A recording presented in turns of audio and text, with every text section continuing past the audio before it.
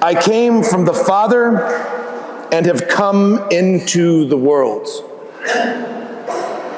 All the events of salvation history, all what we call the Paschal mystery that we have been celebrating throughout this Easter season, the passion, death, and resurrection of Jesus. And let's add to that his glorious ascension. Let's add to that the descent of the Holy Spirit among the apostles at Pentecost that made it possible for them to pray over others to receive the Holy Spirit, to go out and witness that all of this event, the entire Christ events, I have come from the Father into the world.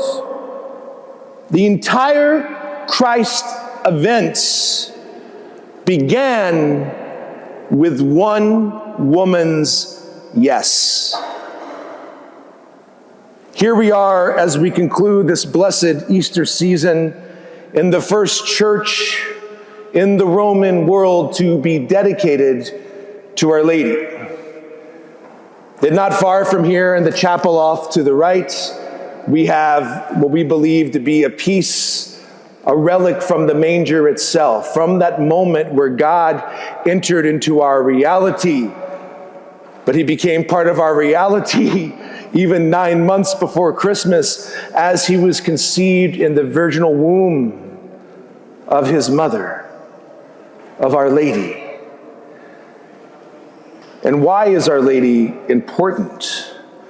Not just because she's royalty, not just because she is the Queen Mother, the Gibara, not just because she is the sinless vessel that God chose to be his own mother incarnate, but because she is the penultimate disciple of Jesus Christ.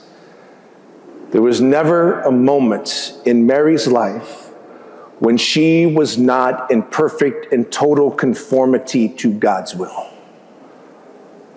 We are here. We have the grace of salvation because a teenage girl said yes. Every day, my brothers and sisters, we have the fundamental option of saying yes to the Lord. And then when we say yes to the Lord, please remember that also means saying no to a lot of other things. It means saying no to the wisdom of the world. It often means saying no to my own level of personal comfort. It means saying no to my preferences, my will, but saying yes to putting my needs aside and loving God above all else. I'd be remiss if I didn't mention that today is the feast of St. Peter and Marcellinus of Rome, Roman martyrs. Very little known about them, except for one was a priest, one was an exorcist.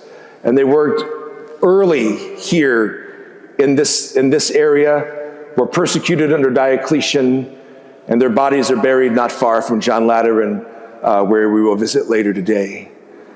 Like so many of the earliest Roman martyrs, we hear their name in the Roman canon. They were venerated in the walls of this holy city. Why? Because they said yes. They said yes to Jesus Christ.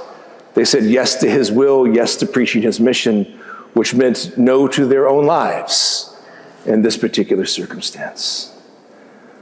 We're here in a place built in honor of the yes of Our Lady, that the Holy Father wanted to build a church in Rome to honor Our Lady and prayed about where to build it. And he woke up one day and there was snow on top of this little hill that we climbed. And that's why we're here today. But all because the Pope at the time wanted a monument here in Rome to that fundamental yes of Mary. So as we move on in this time of pilgrimage,